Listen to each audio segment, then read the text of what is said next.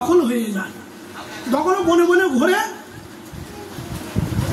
তখন এক ঋষি বললেন, তুমি দেবীকে সন্তুষ্ট করো, পূজা করে করে। বললো সে তো চৈত্র মাস দেরি আছে এখন। বললো না, তুমি এখনই করো শারদীয় পূজা, হ্যাঁ, ষষ্ঠী থেকে বিজয় দশমী পর্যন্ত এখানে থেকে আরাধনা করো, করলে পরে তুমি রাজ্য লাভ করবে, বিজয়। সুরত রাজা এই যে শারদ কালে যে দুর্গাপূজা সুরত পুনরায় করে, রাজা সুরত করে, রামচন্দ্র করে না, কেউ দেখাতে পারবে না বাল্মীকি রামায়ণেতে, কোনো নাই। তাহলে যে মূল আমি যে লেখক, আমারটা সে অনুবাদ আমার এতে নাই, তো তুমি গেলে কোথায়? সুরত রাজা পুনরায় যখন এই শারদীয় এটা করলেন, দশমী দিনে তিনি বললেন ঠিক আছে, রাজ্য আবার ফিরে পেলেন। ওই দিন আবার রামচন্দ্র রাবণও বধ করেছিলেন দশমীতে। তারপর দিন থেকে আকারে নিয়ম সেবা শুরু। হ্যাঁ, এই সুরতের ভাইয়ের নাম হলো শ্বেত রাজা। সুরত দেহত্যাগের পরে রাজা শ্বেত রাজা হন। সে শ্বেত রাজা হন। শ্বেত কিন্তু কোন সাধু সেবা করে না, তা তো অভাব নাই, কিন্তু সাধু সেবা করে না, গুরু সেবা করে না। এই শ্বেত রাজাকে ঘোড়াই করে টকবক করে যেতে যেতে চিত্রকূট পর্বতে মৃগয়া শিকারে গিয়েছিল, আর ঘোড়া পা পিছলে নিচে পড়ে যায় চিত্রকূট পর্বতে। পড়ে যাওয়ার পরে শ্বেত রাজা সঙ্গে সঙ্গে দেহপাত করে দিয়েছে, দেহপাত হয়েছে। পাত হতে শ্বেত রাজার শরীরটা পড়ে রইল, আত্মা বেরিয়ে এসে দেবতা রূপ ধারণ করলেন। স্বর্গের রথ আসলেন বিমান, স্বর্গে যে গিয়েছেন, যাওয়ার পরে দেখছে স্বর্গে কত খাদ্য, কত ভোগনীয় বস্তু। যেই কিছু খেতে যায়, দেবতারা কানটা ধরার গালে থাপ্পড় মারে। কি ব্যাপার, আসলাম দেবতা হয়ে আর খাচ্ছে গালে থাপ্পড় মারছি কেন, কান ধরে? আমার অপরাধ কি? তোমার অপরাধকে ব্রহ্মদেবের কাছে জিজ্ঞাসা করো, ব্রহ্মার কাছে। বাচ্চাটা 3 দিন না খেয়ে আছে। আমরা একদিনে একাদশী করি, তাই ফল জল খেয়ে একাদশী করি, তাতে আমি মুখের দিকে তাকানো যায় না, ছোট হয়ে যায়। আর 3 দিন না খেয়ে আছে, তার অবস্থা কি? 3 দিন আগে গিয়ে বলছে, রাইমাম দেবতায় লাভ কি হলো, মরে যাচ্ছি না খেয়ে। বলছে, এই বেটা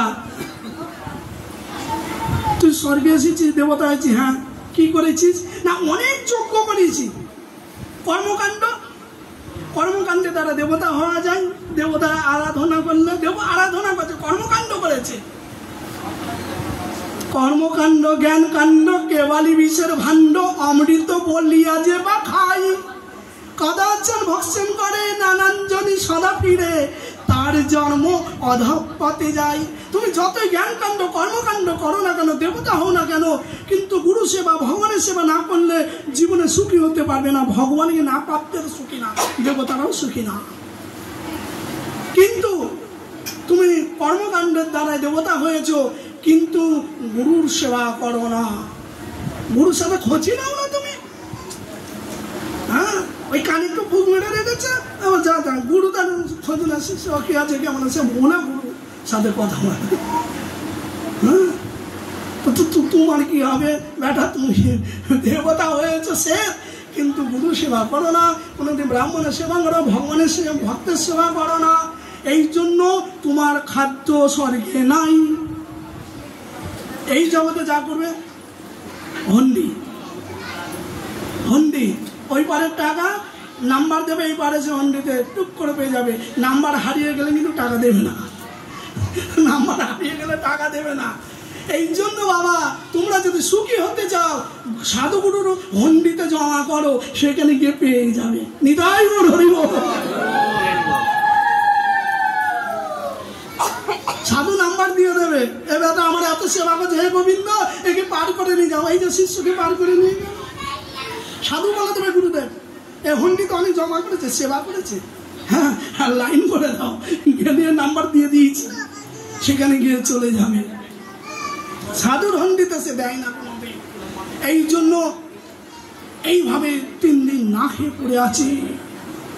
ব্রহ্মদেব একটু উপায় তো বলে দেওয়া, যতদিন না গুরু সেবা সাধু সেবা করছিস ততদিন তোর মুক্তি হবে না। কি করতে হবে?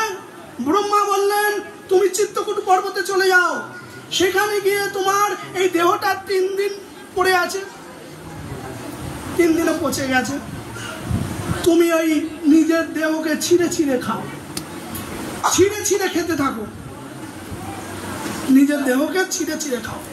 হ্যাঁ, ও তো পশুর খাদ্য, তা কর্ম তো করেছে বাবা, মানুষের পশু, কর্ম তো করেছে পশু, নিজে কামাই করছে, খেয়েছে, আত্মীয় স্বজন পালন করছে, মরেছ। হ্যাঁ, তা পশুরই কর্ম করেছো, এই জন্য তোমাকে তো পশুরই মতন জীবনযাত্রা করতে হবে। মাংস ছিঁড়ে ছিঁড়ে খা, কেন? পচা মাংসটা খা।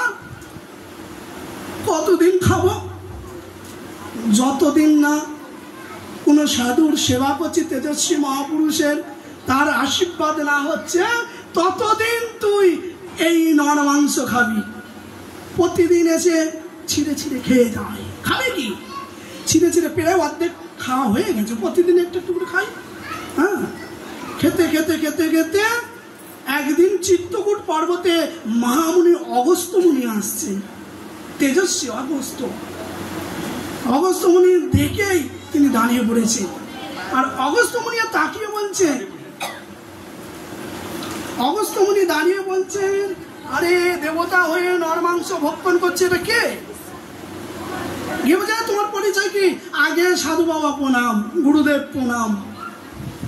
বলো, আমি শ্বেত, এই অপরাধে এই ভোগ করছি, নরমাংস খাচ্ছি, ওখানে আবার খাদ্য নাই, খাদ্য নাই। বেটা একটু সাধুকে দান করেছিলিস? তা তো করি না বলে এই দশা। দানে দুর্গতি নাশানাম, দানে না দুর্গতি নাশানাম। এই জন্য সাধু বাবা এখন বুঝতে পেরেছি, এই দুর্গতি দানেতেই খণ্ডন হয়। আপনি যদি আমার কিছু দান গ্রহণ করেন, উনি বলেন আমি তো অবশ্যই যোগী, আমি কিসের জন্য দান গ্রহণ করবো? আমি ফলমূল খেয়ে ভজন করি, তোমার দান আমি গ্রহণ করবো কেন? সাধু বাবা আপনি পরোপকারিতা উপকার করেন, যদি আমার অর্থ একটু না নেন আমি খেতে পাবো না, কল্যাণ হবে না।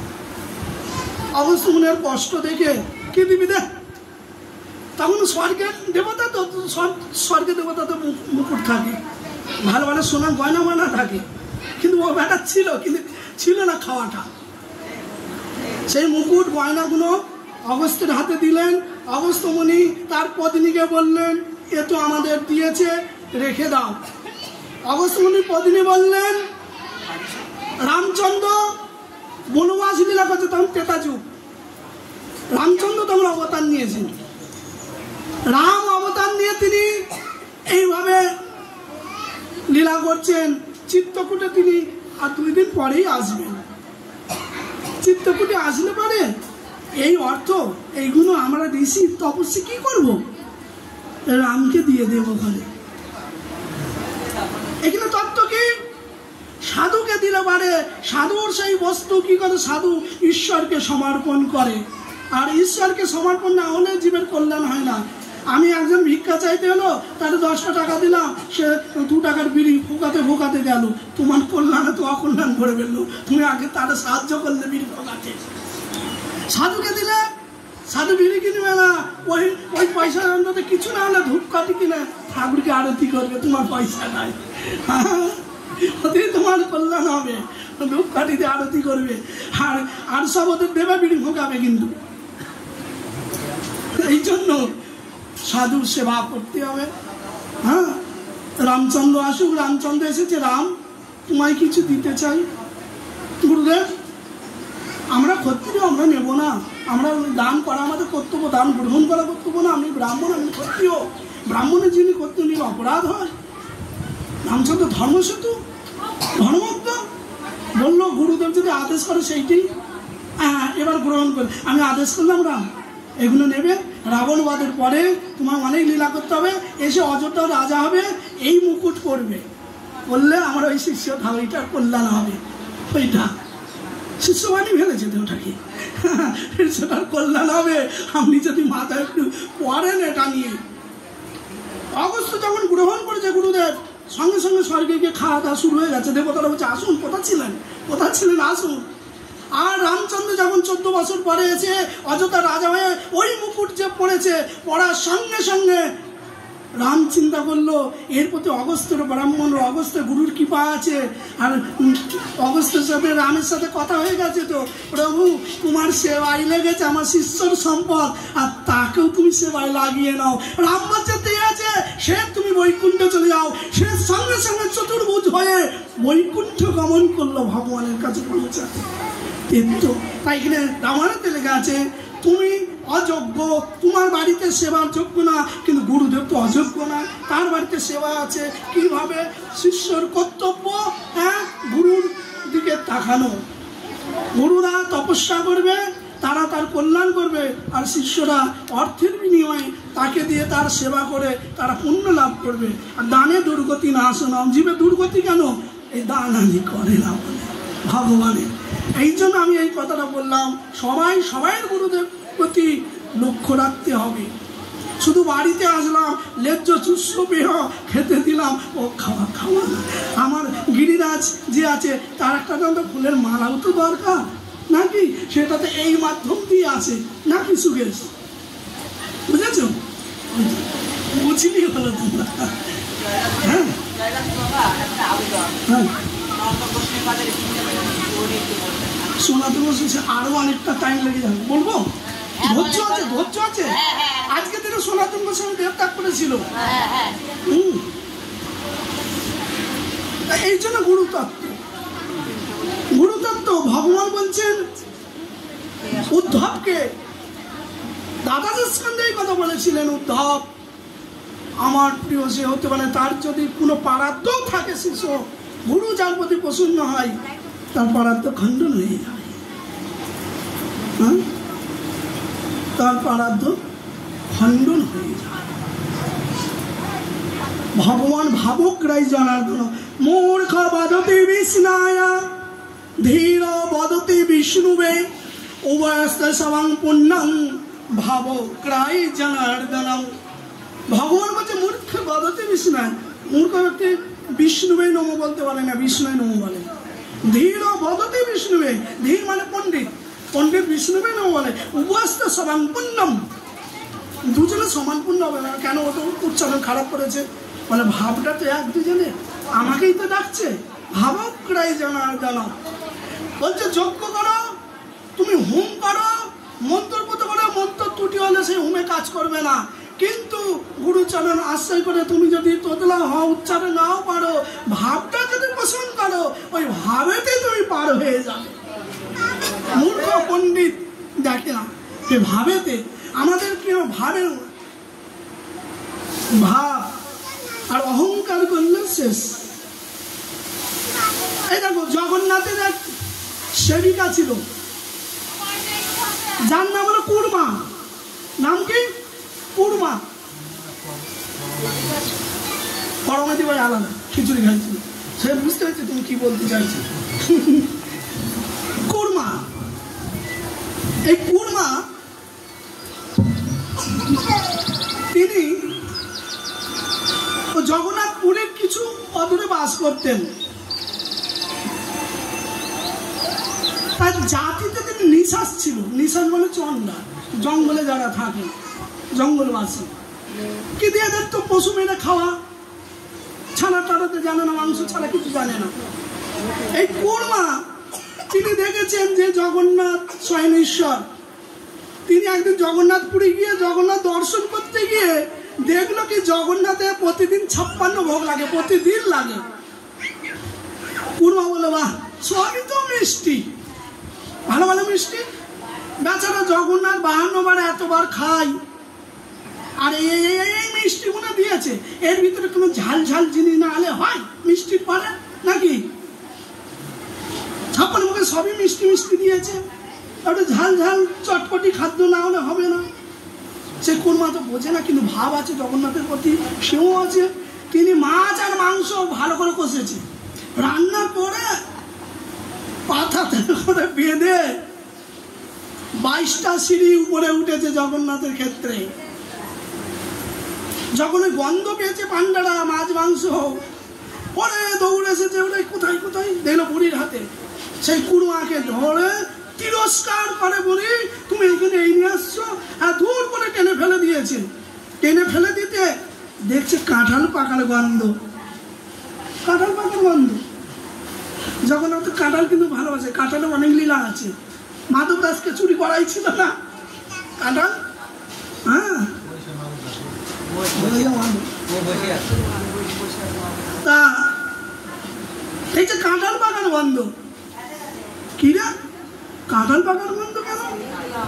তাড়াতাড়ি করে পান্ডারা সরিয়ে দেখছে কি একটা এরকম বড় কাঁঠাল, মাছও নয় মাংসও নয়। প্রভু এই কি তোমার লীলা, আমরা দেখলাম মাছ মাংস দুর্গন্ধ টেনে ফেলে দিলাম। জগন্নাথ বলছে দেখ রে, ও এত সরল, ও তো জানে না যে নিরামিষকে তাই ভজন করতে গেলে আর আমাকে নিরামিষই দিতে হয়, কিন্তু ও তা বোঝে না। কিন্তু ওর ভাবটা হচ্ছে শুদ্ধ ভাব। দেখো সব শুদ্ধ, বেচারা সব মিষ্টি খাচ্ছে, একটু নোনতা জিনিস খাওয়াই, খাওয়াবে তো নোনতাতে মাছের পিস, মাছ মাংস। হ্যাঁ, এই জন্য ওকে কৃপা করতে হবে। কেন ভাবেই কৃপা হয়? এই জন্য ভাব নাই, ভক্তি নাই, ওই গদগদানির সার, ওতে ভগবানের কৃপা হয় না। অন্তরে ভাব রাখতে হবে, গুরুর প্রতি নিষ্ঠা রাখতে হবে, ভগবানের প্রতি নিষ্ঠা রাখতে হবে,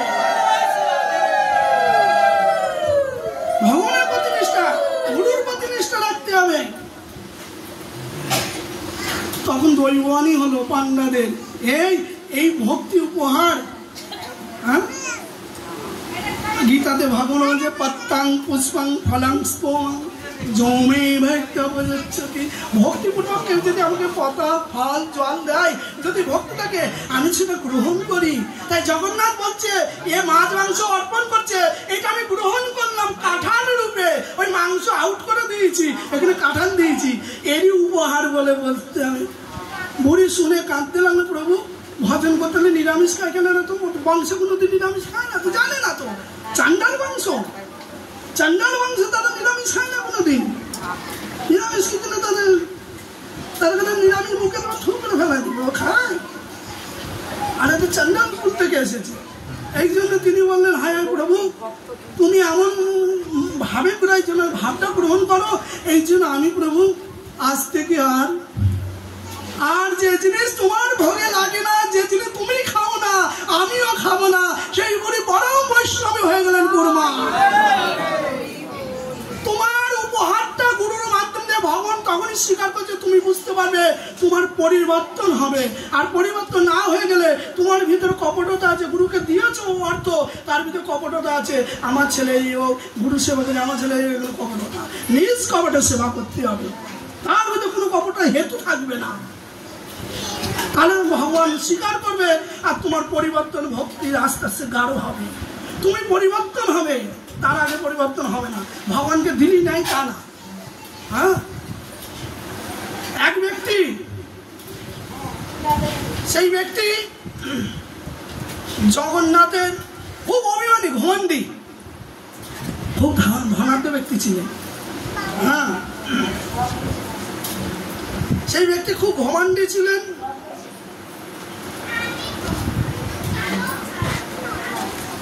সেই ব্যক্তির নাম ছিলেন যশবন্ত মেহতা। হ্যাঁ, তিনি হায়দ্রাবাদ, দিল্লির পাশে হায়দ্রাবাদ আছে না, ওই হায়দ্রাবাদে তিনি, ওখানে ওনার জন্মস্থান। ওখান থেকে পুরীতে এসেছেন, খুব ধনী লোক। এসে দেখছে জগন্নাথের 56 ভোগ লাগে, অনেক অর্থ। অভিমান করে বলছে পান্ডায় একজন ওকে প্রসাদ দিতে গেছে, তাই তো আমি বিনা পয়সায় কিছু নিই নাই। ঘমণ্ডী, হ্যাঁ, বিনা পয়সায় কিছু নিই না, অর্থ দিচ্ছে। উনি বলে এই প্রসাদে বিনা পয়সা বিতরণের জন্য, এটা অর্থের জন্য না, একটু নিয়ম আছে। উনি বললো আমি অর্থে ছাড়া আমি কিছু গ্রহণ করি না। কিন্তু জগন্নাথের প্রসাদকে উপেক্ষা করেছে, আমি গ্রহণ করি না। হ্যাঁ বলো, প্রতিদিন 56 ভোগ লাগে, 56 একটা ভোগের দাম 1 লাখ টাকা হবে। সেই দাম একটা ভোগের কথা আমাকে বলো, 1 লাখ টাকা হবে। এখন পূজারি বললো 1 লাখ টাকা একটা ভোগের দাম, সেটা তো কি আমার জানা নাই। একটা ভোগের দাম 1 লাখ টাকা। আর তখনকার 1 লাখ টাকা মানে 10 লাখ টাকা। এখন 10 লাখ টাকা একটা ভোগের দাম কি করে সম্ভব? পূজারি বললাম আমি 3 দিন পরে তোমাকে বলবো, তুমি পুরীতেই থাকো, 3 দিন পরে আসবা। যে মূল পূজারি নিয়ম আছে, কোনো পান্ডাদের সংশয় হলে মনের ভিতরে ওরা জগন্নাথের কাছে 3 দিন নাকে হত্যা দিয়ে পড়ে থাকে, জগন্নাথ দৈবানি করে এখনো পর্যন্ত জগন্নাথ সেবকদের। তাই তিনি 3 দিন উপবাস করে পূজারি পড়ে আছে, ঠাকুর 1 লাখ টাকার কি ভোগ সেটা তুমি বলে দাও, আমরা তো বলতে পারবো না। 3 দিন পরে পূজারীকে বলছে, এই পূজারি ওকে বল, ওই ঘমন্ডিকে ওরে বল মিহির মুক্তা দিয়ে একটা পান দিতে বল। মিহির মুক্তা কাকে বলে বলো তো? চন্দ্র থেকে অমৃতের ফোঁটা প্রতি বছর করে একটা করে পড়ে, যার নাম হলো ছাতি নক্ষত্রের জল। নাম শুনেছ? ওটা অমৃতের ফোঁটা পড়ে উপর থেকে, চন্দ্রলোক থেকে। ছাতি নক্ষত্র বছরে একবার। যদি ব্যাঙের মাথায় পড়ে ব্যাঙের মাথায় মুক্ত হয়, সংকেত পড়লে সংকেতে মুক্ত হয়, মাছের মাথায় পড়লে পেটে পরশমণি হয়। হ্যাঁ, এবার হাতির মাথায় পড়লে কিংবা গরুর মাথায় পড়লে গোরচনা বলে একটা তরল জিনিসের সুগন্ধ, ওটাতে সেন্ট আতরাদি হয়। হরিণের মাথায় পড়লে কস্তুরি হয় নাভিতে। হাতির মাথায় পড়লে মিহির মুক্তা, গুঁড়ো গুঁড়ো কস্তুরির মতন ছোট ছোট গুঁড়ো গুঁড়ো হয়, খুব সুগন্ধ, খুব তেজ। হ্যাঁ, কোন হাতির মাথা বলছে কে জানবে, খুব মূল্যবান। বৈকুণ্ঠে মাতা লক্ষ্মী দেবী ওই নারায়ণকে মিহির মুক্তার দ্বারাই পান দিতেন সেবা। তাই জগন্নাথ বললো অনেকদিন মিহির মুক্তার পান খাই না, সেটা বৈকুণ্ঠে খাই, এখানে তো পুরীতে খাই না, তাই ওই একটা পান দিতে বল যা। সকালে সে পূজারি গিয়ে বললো মিহির মুক্তা দিয়ে একটা পান দাও। তখন তিনি বললেন মিহির মুক্তা পান সে তো মাথায় মাথায় হয়, সে হাতি পাবো কোথায়? কোটি টাকা দিলেও পাওয়া যাবে না। হ্যাঁ, কোটিতে কোটি কারো একটা বলছে খুঁজবো কি করে? তিনি বললেন আয় আয় প্রভু, তুমি আমার অহংকার দূর করলে, অহংকার দূর করলে প্রভু। আমি অহংকারী হয়েছিলাম, আজ থেকে আমার যা সম্পদ, এই সম্পদ ছিল বলে তো অহংকার এসেছে, এই সম্পদ সব তোমার চরণে দান করে দিলাম প্রভু, আমাকেও দান করে দিলাম। তখন তিনি যশবন্ত মেহতা তিনি ভগবানের জগন্নাথের ভক্ত হয়ে গেল, জগন্নাথের ভক্ত হয়ে গেল। এইটা ভাব, জগন্নাথ দেখলো অহংকার থাকলো, অহংকার ভিতরে সেবা ভাব আছে, অনেকে অর্থ আছে অহংকার আছে, কিন্তু ভগবানের সেবা ভাব নাই। এ তো সেবা করতে এসেছে কিন্তু অহংকার আছে। তা আমার সেবা করে অহংকার দূর করে শুদ্ধ করে নি, তাই এনাকে দূর করে নিল। অনেকে বলে ঠাকুরকে পান ভোগ লাগে, 1000 প্রমাণ দিয়ে দেবো। জগন্নাথ পান চেয়ে খাই, এনার তো পান চাইলো। জগন্নাথের তখন মহাপৌর আমলে প্রতাপরুদ্র রাজা পুরী, 56 ভোগ লাগে। জগন্নাথ বলছে 56 ভোগ লাগে, ভোগের পরে একটু কুলকুচি করে একটু পান মুখে না দিলে কি হয়? যারা পান খায় তারা বোঝে তারা কি আনন্দ পাচ্ছে। মুখে পান না দিলে হয়? জগন্নাথ বলল তা আমার পান দেয় না কেন? পানটা না, তখন জগন্নাথ আগে ভোগ লাগতো না, পানটা দেয় না কেন? পানটা না দিয়াতে তখন জগন্নাথ কি করেছে, যে ঠাকুর দুপুরবেলা ভোগ লাগিয়ে যখন শয়ন দিয়ে দেয় কিছুক্ষণ, কৃষ্ণ বলরাম ওই দুজনে মন্দির থেকে বেরিয়ে আসে, মন্দির খুলে। এটা লক্ষ্য করলে কে? তৎকালীন পদকর্তা বলরাম দাস, মহাপুর সেবক ছিলেন বলরাম দাস, ওই পুরীর পাশেই থাকতো। উনি কয় কি ব্যাপার, দরজা লাগিয়ে পূজারী বিশ্রামে চলে গেল, আর দরজা খুলে গিয়ে আর ওর ভিতর তো দুটো বেরিয়ে আসলো কেন? একটা শ্বেত বর্ণ একটা কালো বর্ণ, আর দেখতে তো ভালোই। একদিন দেখে, 2 দিন দেখে, দেখতে দেখতে 3 দিনের মাথায় ওরা চলে গেছে কোথায়? প্রভু দাসের বাড়িতে। এক সেবক ছিল, নাম প্রভু দাস। প্রভু দাস গরিব ছিল, কিন্তু তিনি পান বিক্রি করতো, পান ব্যবসায়ী ছিল। শুনবেন ভালো করে, পান ব্যবসায়ী ছিল, তার নাম হলো প্রভু দাস। পান ব্যবসায়ী ছিল। তখন পান ব্যবসায়ীর বাড়িতে গিয়ে ওই দুজন গিয়ে বলে, প্রভু দাস আমরা রাজার লোক, তা বন্ধে দুটো। রাজার লোকে কেনা ভয় করে, হ্যাঁ, ভয়তে ভালো করে সাজিয়ে পান দেয়। ভগবানের পানে কি থাকে? রাজা রানীরও ভোগ লাগে, আমাদের মুরায়নে আগে লাগলো, এখন আর খাই না। তা পান দেবে, পান শুদ্ধ জিনিস, অমৃত। পানের জন্ম দৃষ্টান্ত অনেক আছে শাস্ত্রে, কি করে জন্ম হলো। পান পবিত্র, পান সুপারি ছাড়াও অধিবাসও হয় না। পান ওই আপনারা চুন দিয়েন না, চুনটা হলো আমিষ, অর্থাৎ শামুক পুড়িয়ে চূর্ণ করা হয়। এই জন্য ভগবানের সেবাতে চুন লাগে না। আর ক্ষয়ের দোক্তা তামালাং ভক্ষণ যেন বংশের নরকম ধোয়া। যারা তামাক দিয়ে পান খায় তারা যে নরকে বাস করবে এতে সন্দেহ নয়, শাস্ত্রে লেখা আছে। এই জন্য পান নিষিদ্ধ কেন? সাধুদের ওই যে মশলাটা মেরে দেয় না, হ্যাঁ দোক্তা আর এই চুন, এই জন্য নিষিদ্ধ। ভগবানের এতে এইগুলো লাগে না। ভগবান এতে চুন ছাড়া দেখবে পান, তারপরে হলো এলাচ, কর্পূর, নারকেল কুচা, হ্যাঁ, তারপরে লবঙ্গ, সুগন্ধ যিনি মৌরি, ওর ভিতর দিয়ে ওটা মুখশুদ্ধ, ওইটা ভগবানের ভোগ লাগে। ওই সময় আমরা পাই, রাধারানী পার্সনা ভোগ লাগে যাই পাই, কিন্তু ওইগুলো দিলে হবে না। অনেক বলে, ও বাবা তাহলে আমাদের তো গুরুদেব আরো বলে দিল পান খেতে আর ছাড়বো না। বলো বাবা তুমি এইভাবে ভগবানকে দিয়ে দাও, কিন্তু ওই যে মুখে লাল হয়ে যাবে, কিন্তু বেরবে না, মুছবে, ও বাদ দাও, চুন ফুন, ও অশুদ্ধ লাল, ওই সব দিয়ে নিষেধ আছে। হ্যাঁ, তাই প্রভু স্বরূপে এখন সে বলরাম দাস বলছে, ওই ওই দুটো আসে না, চলে গেছে, কালকে আইলে টাকা নিবি, চাইবি, অর্থ নিবি, অর্থ না দিলে বলি তোর কিছু জমা দিয়ে যা। প্রভু স্বরূপ তাই বললো, অর্থ দাও নাহলে জমা দিয়ে যাও। কিছু বলো উত্তরই জমা দিয়ে গেছে, কালকে এসে পয়সা দিয়ে নেওয়া। এদিকে রাজা প্রতারুদ্ধ বলছে, আমার জগন্নাথের মন্দির থেকে জগন্নাথের উত্তরে আর বলরামের উত্তরে চুরি হয়ে গেছে। সে ভাগ্য বললো, রাজা প্রতারুদ্ধ বলো বাড়ি বাড়ি খোঁজো, আর যাকে ধরো তার দণ্ড দেওয়া হবে। এই কথা চারিদিক চলে গেল। প্রভু দাস জানতে পেরে সেই উত্তরে দুটো নিয়েছে, বলতে রাজন এই দুই ছেলে এইভাবে আমার কাছে দিয়ে গেছে, এইভাবে তোমার লোক, রাজার লোক এই দিয়ে গেছে, আর পান খেয়ে যায় প্রতিদিন। রাজা বলে, এখানে বন্দি কর।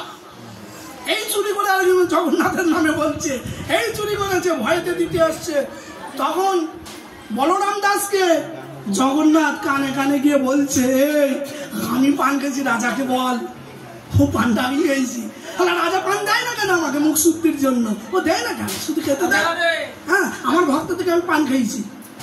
বলরাম দাস সিদ্ধ পুরুষের তিনি রাজার কাছে গিয়ে বললেন, রাজা জগন্নাথই খেয়েছে, আদেশ জগন্নাথ খেয়েছে। সেই থেকে রাজা প্রতারুদ্ধ বলল, প্রতিদিন কৃষ্ণ বলরামের পান ভোগ লাগবে, প্রতিদিন পান ভোগ লাগবে। আজও সেই থেকে পান ধারাবাহিক ভোগ লাগে, বর্ষানেতে ভোগ লাগে, তারপরে জামাই বিনোদে পান ভোগ লাগে, জামাই বিনোদে। হ্যাঁ, ঠাকুর যাকে কৃপা করবে তো করবে।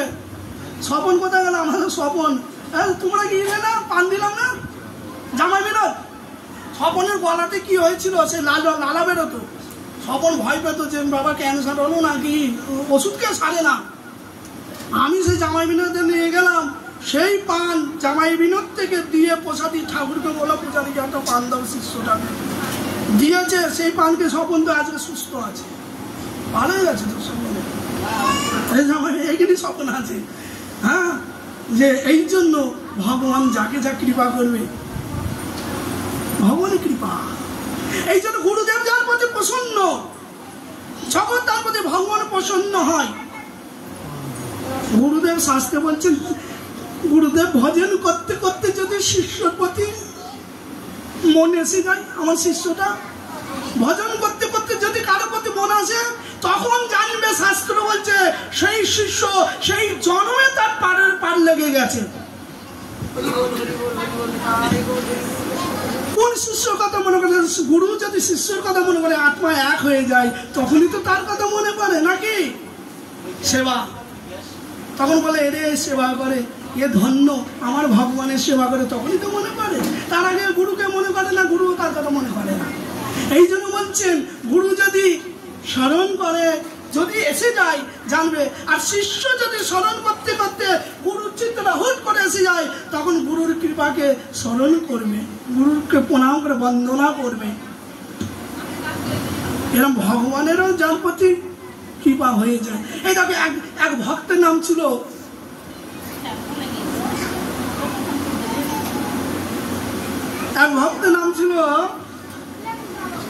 পরশুরাম হবে, পরশুরাম বলে এক ভক্তের নাম ছিল। তিনি জগন্নাথপুরী গিয়েছে, জগন্নাথপুরী গিয়েছে। সে ভক্তটা জগন্নাথপুরী গিয়ে ওই 18 নালা, যেখানে 18 নালা পর্যন্ত গিয়েছে। যার পরে জগন্নাথ সেবাককে বলছে, দৈবানি করছে, এই সেবা ওরে গিয়ে বল তুই ওখানে বাড়ি চলে যা, আর পুরীতে আসিস না, আমাকে দেখিস না তুই। সেবা গিয়ে গিয়ে বলে আপনার নাম এই, হ্যাঁ তোমাকে বাড়ি চলে যেতে বলেছি, আমার অপরাধ কি তা তো বলে না। জগন্নাথ বলেছে তুমি বাড়ি চলে যাও, তোমাকে সে দর্শন দেবে না।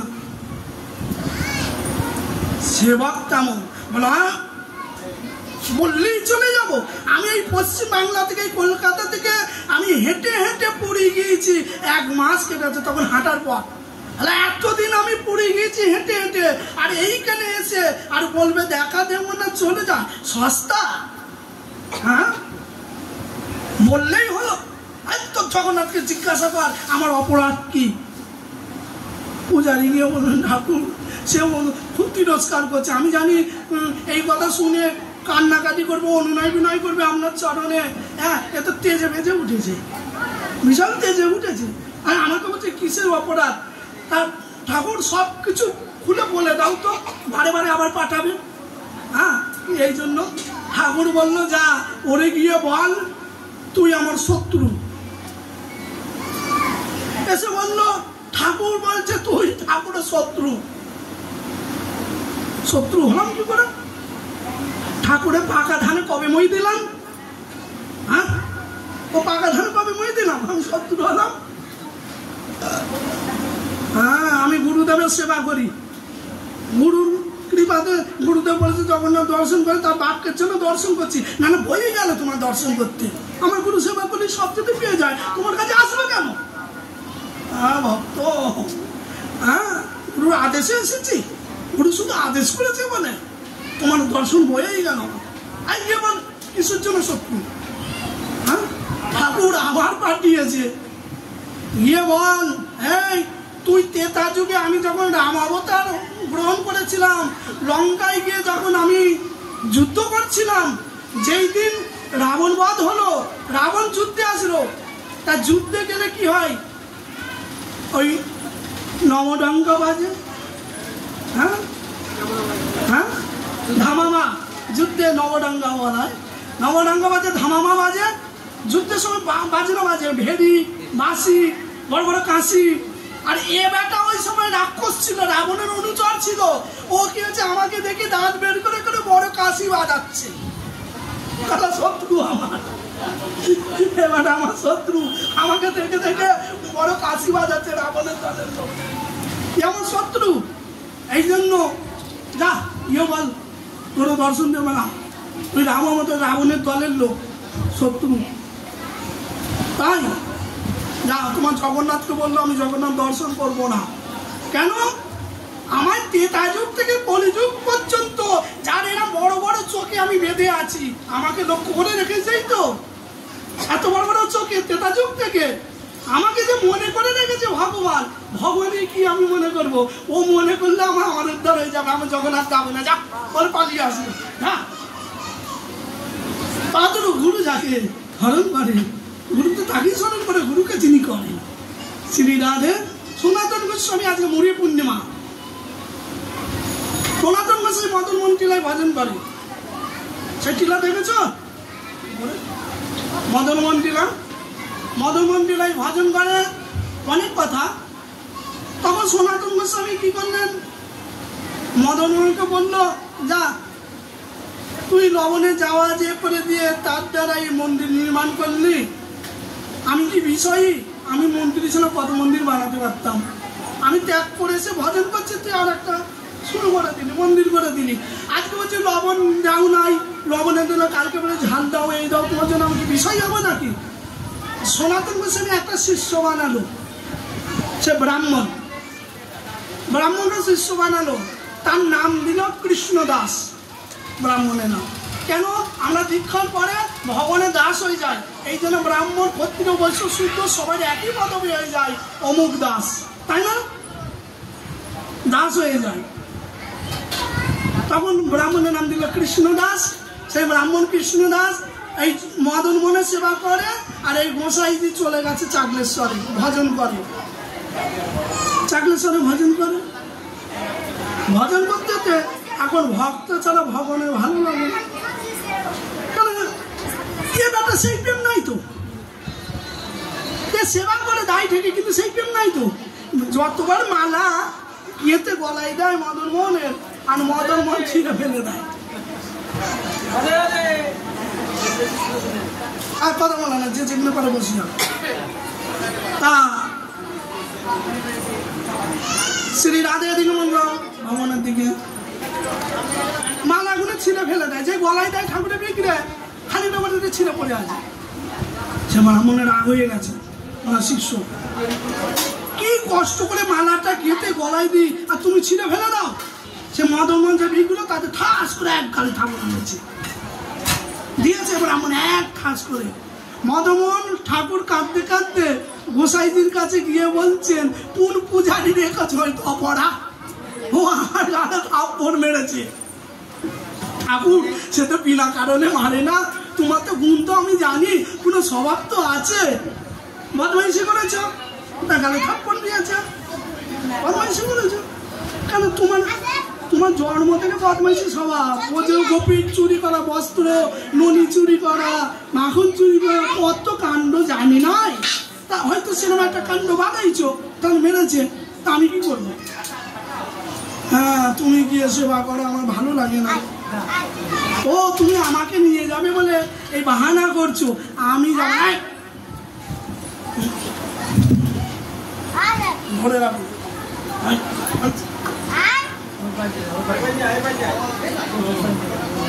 তা বাহানা করছো। সনাতন গোসাই বলছে আমি যাবো না। হ্যাঁ, তুমি গোসাই চলো, তুমি চলো, আমি যাবো না। মদন মোহন বারে বারে বলতে সনাতন গোস্বামী তল্পিতটা গুটিয়েছে যাবে। এই সময় চাকলেশ্বর মহাদেব প্রকট হয়ে বলছে, খবরদার না। তার আগে কাহিনী আছে, ওই সনাতন গোস্বামী আসবে বলে যে গোসাই কি করে ভজন করে দেখবো। মশা, মাছি, ভীমরুল, বলতা এগুলো মদন মোহন সৃষ্টি করে পাঠায়, ঘ্যাঁ ঘ্যাঁ ঘ্যাঁ ঘ্যাঁ করে মশা কামড়ায়, চলে আসবে। মহাদেব বলছে সনাতন গোস্বামী এখানে ভজন করছে, আর তাকে মশাই ডিস্টার্ব করবে, মদন মোহন মশা পাঠাচ্ছে। সংহারকর্তা মহাদেব সংহার করে ফেলে, হ্যাঁ করে সব পুড়িয়ে ফেলে। বলো কেন আসছে না, কেন কথা বলা না, কিছুর জন্য আসছে না। তখন মদন মোহন দেখলো ওই মহাদেব সব সংহার করে ফেলছে, এসে বলো বোঝায় ঠিক না। তখন বললো ঠিক আছে, আমি দেবো না, আমার কাছে আমি কি দেখেছি? মহাদেব বলছে আমি দেখেছি, সে আমার কাছে এসেছে ভজন করছে, আমি ফিরে দেবো না। বলছে আমার সেবা, আমার সনাতন আমার কাছে দাও।